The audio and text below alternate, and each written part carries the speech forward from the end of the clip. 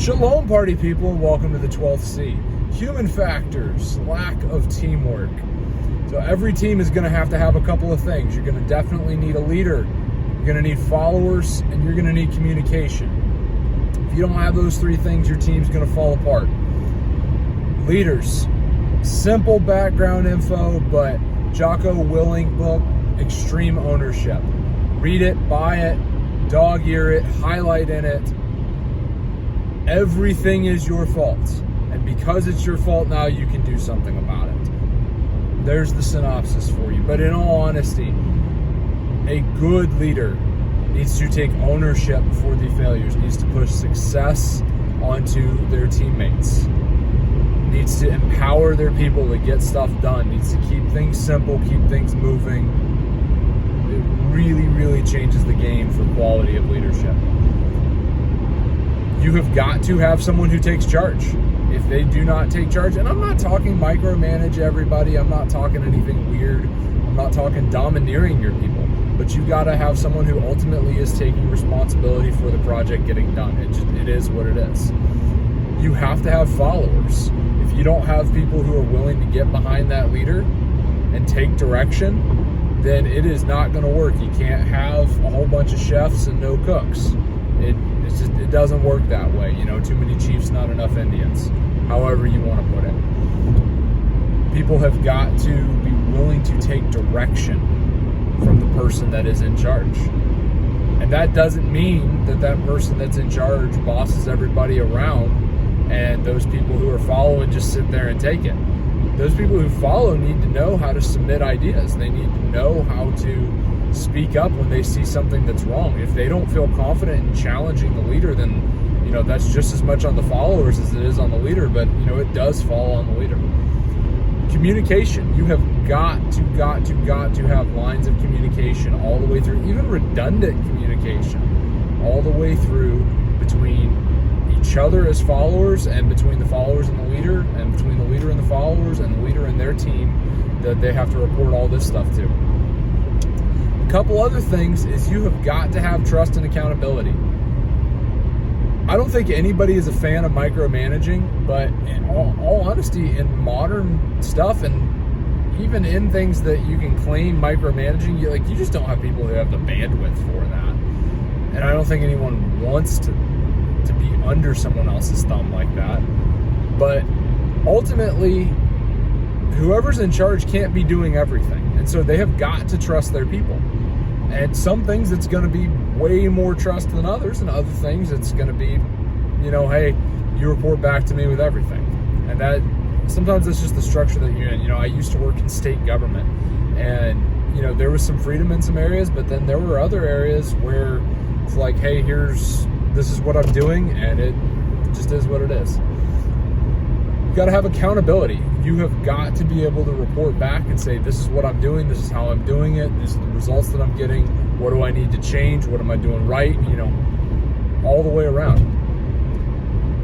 Every team has got to set goals. This is the task that we are trying to accomplish. This is when we want to have it accomplished by, and this is how much we intend to spend, and we would prefer to be under that to get it done. Sometimes that's resources, not just funds. So, you know, it plays into it. It's like, hey, I'm gonna, you know, use this much of the allotted toy budget on all of the dogs to make sure that, you know, each dog gets 2 toys. And if they chew through stuff, then, you know, tough luck, dog ruined toys. It happens. Everyone's got to have a job. Everyone's got to have tasks assigned to them. And this really works several different ways. You have to have coverage so that everything that needs to get done is getting done. You can't have gaps. If you have gaps to where something is there that's supposed to get done and you don't have clear communication on, all right, John takes, you know, task 1, Billy takes task 2, Susie takes task 3, and, you know, here's your scope of work. If you're not doing that, then stuff gets left undone. Or, flip side to that, instead of stuff getting left undone, stuff gets done twice. think about this, we're all in English class and we're doing a group project, and it's a 18-page paper between 4 people, and I thought you were going to write the section on Maslow's hierarchy of need, and I'm going through and I'm doing the bibliography, the introduction, and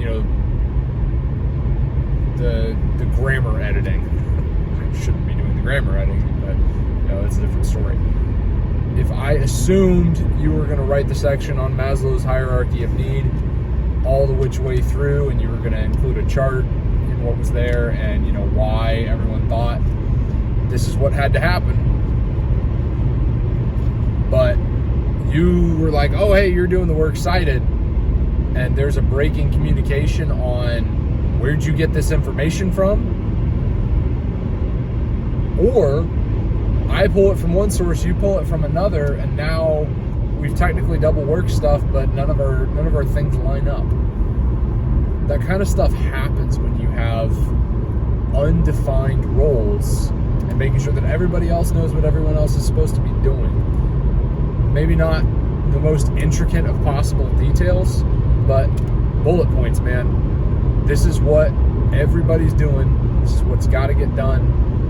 Here's when we're checking in on this information. That leads to regular check-ins on what the progress is. Say it's a project that's going to take all night to do. All right, every hour we're going to check in for 5 minutes. Hey, what's your status? How's this going? Cool.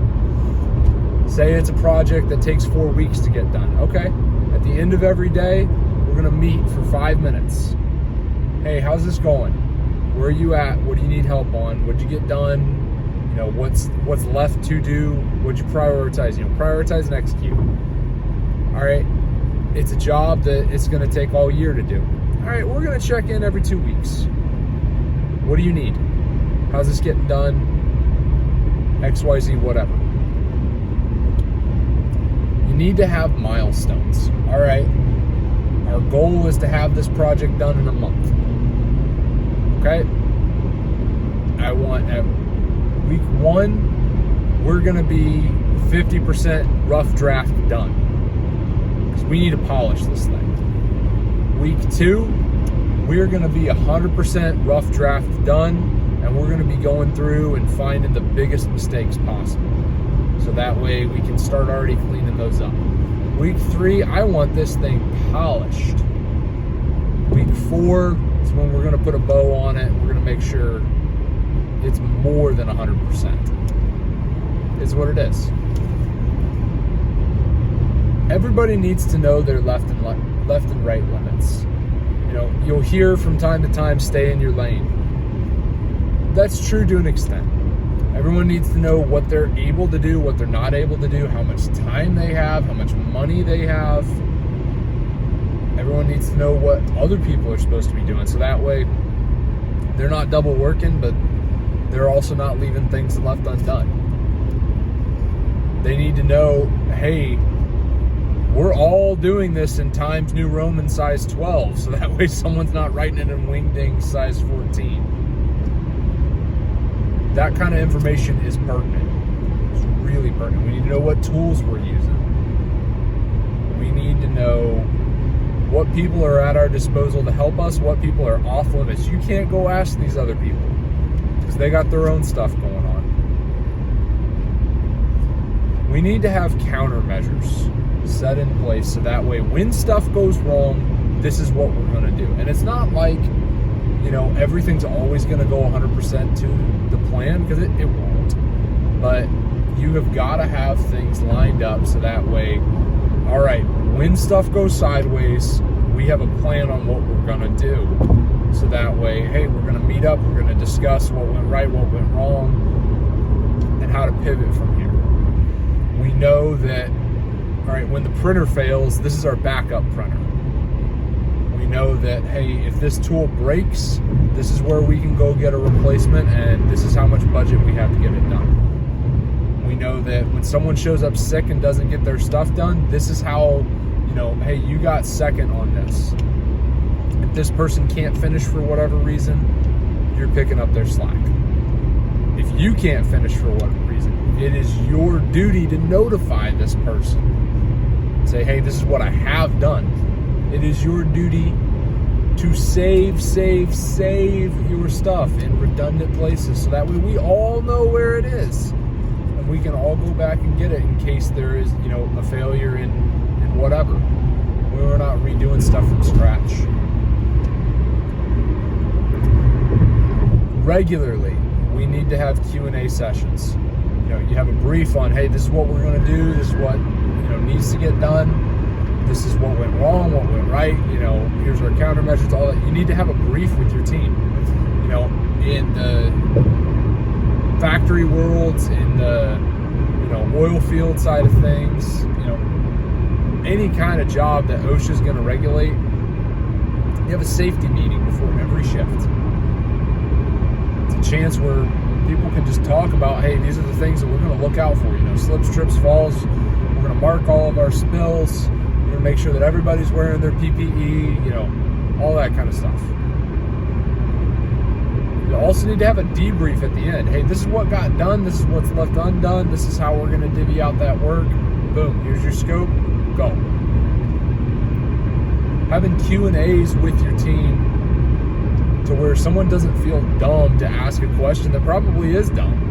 But hey, I don't know how this works. Will you walk me through this? Or maybe I'm not the best person to be assigned to that task. Help me out here so that way we all succeed. Need to have a definition of what success looks like for this team. Every team needs to know that when they're hitting these checkpoints and when the quality of work is of a certain caliber, that stuff's actually done the way that management has asked for it to get done, or whoever is assigned the task. If there is not a clear definition of success, you have people who are literally sitting there sweating bullets and they don't know if what they're doing is right and wrong, and then all of a sudden you have people giving up because they're like, why should I even try? You need to be able to have a measure of success to where they can look at the work and be proud of it, or say, hey, you know what? We're going to come back and fix this. One or the other. You also need to have a contract for conflict. Hey, we're going to set this up to where if we've got to remove a team member, here's the process. Here's the standard. If you are not towing the line to, these metrics or whatever, and it's long enough and we've set whatever parameters we think are necessary, these boxes get checked, you're off the team. Because we need people to pull their weight. Hey, here's the setup for how we're going to disband. Management calls and says, hey, project's canceled. This is how we're going to handle it. If, for whatever reason, the budget and the timeline just don't work out, this is how we're going to... Having a clear contract set up to where these are the conditions that we're not going to continue, or these are the conditions where we're going to explore bringing more people onto the team. Those are very, very important, so that way, number one, projects get done, and number two, if for whatever reason someone's not carrying their weight or a project gets canceled, you got a contingency set up for it all the which way around. All of this really boils down to selection of your team. If you can handpick your team, you have usually a better chance of having people who work well together, having a team that is established, that can get stuff done. Easy peasy lemon squeezy. Having a leader that works well with the team, that knows what they're doing, is invaluable. Sometimes we can't pick our teams. Sometimes we're just assigned or given, or, it's just the straw you draw. It is what it is. regardless of whether or not you are handpicking your team or you are just dealing with the team that you've been given, attitude is everything. If the followers have a relatively decent attitude, cool. If the person in charge has the right attitude and is actually going in and doing the extreme ownership stuff, quality leadership makes or breaks the team. Quality followship makes or breaks the team. If somebody's not pulling their weight or they don't have the right ethos about the team, sometimes those people need to be removed. I was doing a tug of war event years ago, and it was kind of different because like you drew a card before you started participating, and it would say, hey, you can only use your left hand, or you have to tie it to your belt and you can't use your hands on the rope at all, or hey, you can only use your teeth, whatever it is. And so you had so many people who were like, well, I can't use both hands, or I'm only on, with my teeth, how hard am I ever going to be able to pull this? Or, my left hand's no good, whatever. So why even bother? And so you had some people who were touching the rope, but they weren't pulling. And then you had like 2 or 3 people out of the 20 who were like really pulling. All of a sudden, we started kicking people off our team. And it got easier. Sometimes that's required. There was another situation where I was working oil, and everybody was like, hey man, we have got to get this stuff done. It doesn't matter what we're doing, we're all going to lay hands on this, and we're going to pull and pull and pull, and we're going to get it done. We all had a good attitude about it. Didn't have to worry about kicking people off the rope. Got it done. Everything that we do, attitude plays a lot into it. And if you can't handpick your team who have the relative right attitude and skill to get things done, best thing you can do is not contribute to the chaos and help build people up. Whether you're a leader or a follower, doesn't matter. If you're a net positive for the team, even just with your attitude, it can change everything. I'd love to hear what you guys have to say about this. Teamwork does make the dream work sometimes.